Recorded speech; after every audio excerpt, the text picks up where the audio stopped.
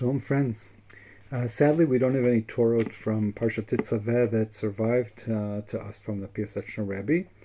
We have several drashot from Parshat Zachor, the Parsha, the Shabbat before Purim, which talks about the destroying of Amalek, our metaphysical enemy. And we've discussed numerous points from these drashot in the past, but here's something that I don't think we've talked about before, which is in the middle of the drashah for Parshat Zachor, Tafshin Bet, in the spring or late winter of 1942. Actually, I can tell you, this was on February 28th, 1942, just about 84 years ago. So this is already very late in the war. The situation is already really terrible. We're way past this times when the Rebbe is giving simple encouragement of hang in there, things will be better, Yeshua Hashem Kerfayan, Hashem can save us any moment. He's way past those kind of statements. He's deep into the metaphysical quest for meaning, and even more than meaning, I would say connection with Hashem, even in the face of the total lack of meaning, the total absurdity of intense, endless suffering, which seems to just get worse and worse. So, and as we've learned in other shiurim about Aish Kodesh and things we've spoken about on Parshat Zachor, on Yom HaShoah, and things like that, Holocaust Day. So the Rebbe has many different constructs for trying to maintain some meaning in the context of this horrific suffering, and one of them appears here. And in this place, and I think it's the only one that comes to mind where he uses this particular way of looking at the sufferings, and he sees it as a nisayon, as a trial, as a trial of faith that Am Yisrael is going through. So let me read you a few lines here. He says, and this in the old edition of Eish Kodesh is on page Kuf Samach Tet, if someone wants to look it up. He says that in the past, Tamid Aita Lanu Avodah Litgaber Latzmeinu Ala Ta'avod Ve'Yetzer Hara. We've always been tested. Am Yisrael, I guess all human beings, each in their own way, we always have the test. What is the test? A normal situation.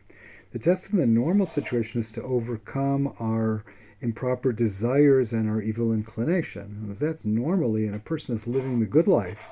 So they're tested by the desire for too much, or taking it in the wrong way, or pleasures which are inappropriate, whatever it may be. Forbidden pleasures, if you will. And then he quotes from Pirkei Avot, Eza Gibor Koveshet Yitzro, who is really a hero, the one who's heroic enough to be able to conquer their own inclinations and passions. And then he makes the shift to the current situation in the Warsaw Ghetto in the late winter of 1942. And says, Vatan nitasfa lanu avodah. And now we have a new avodah. We have a new way that we need to serve Hashem. Litgaber latzmeinu al hanefila v'shivaron ruach shalanu. To overcome ourselves on our spiritual falling and brokenheartedness. Usually brokenheartedness in Chassidut, including in the Piaseczner and other places, Shivron Lev, brokenheartedness, is seen as a positive trait. It's contrasted with atzvut, with sadness or depression, which is seen as very, very negative. But usually, brokenheartedness is seen as a longing for Hashem, and it's very positive. But actually, now I look again, he doesn't say Shivron Lev, he says Shivaron Ruach, the breaking of our spirit. We need to overcome that, ulit chazek b'Hashem, and to strengthen ourselves in our connection with Hashem. And then he makes one of those kind of revelations of his self, and one of the rare places where he talks openly about what's going on. And he says, Hein ma'od kashe hadavar. It's very, very difficult. Ki yisurim kashim minso Hashem Yerochem. The sufferings are unbearable. Hashem should have mercy upon us. Aval bizman shanashim rabim Yisrael nisrafim chayim l'shem Hashem. In a time when many Jewish people are being burned alive for the sake of Hashem. V'nehargim v'nishchatim rak mipnei Shem Yehudim, and they're being murdered and slaughtered only because they're Jewish. Az tzrichim gam anu al kol panim la'amod b'nisayon hazeh, then we, the survivors, at least until this point, he will be killed, and most of the people listening to this will probably also be killed. The survivors have an obligation to stand in this trial, ubemesirut nefesh hazeh, with self-sacrifice, litgaber al etzmeinu, to overcome our depression, to overcome our sense of complete collapse of our spirit, ulit chazek b'Hashem, and strengthen our belief in Hashem and our connection with Hashem. Very, very powerful, very difficult to read.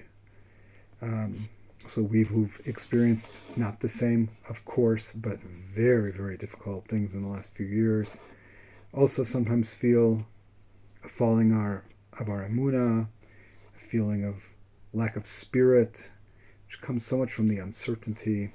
Although in our case, Bezrat Hashem, things are getting better. In his case, things were only getting worse.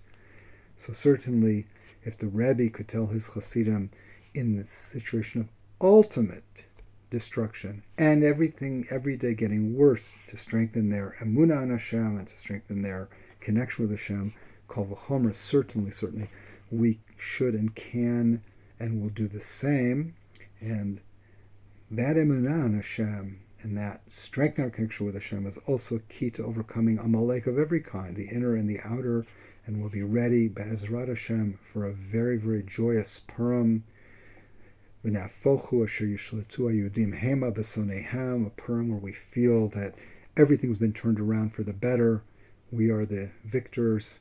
Our enemies can no longer threaten us, and we should have pure joy of salvation, of happiness, of feeling deeply connected to Hashem and deeply connected to each other, as all the holy books teach us, that the key to overcoming Amalek is through Jewish unity, Jewish love. Rav Chalap Zatzal even says that simply by fulfilling the mitzvah of Ahavat Yisrael, that in itself erases Amalek.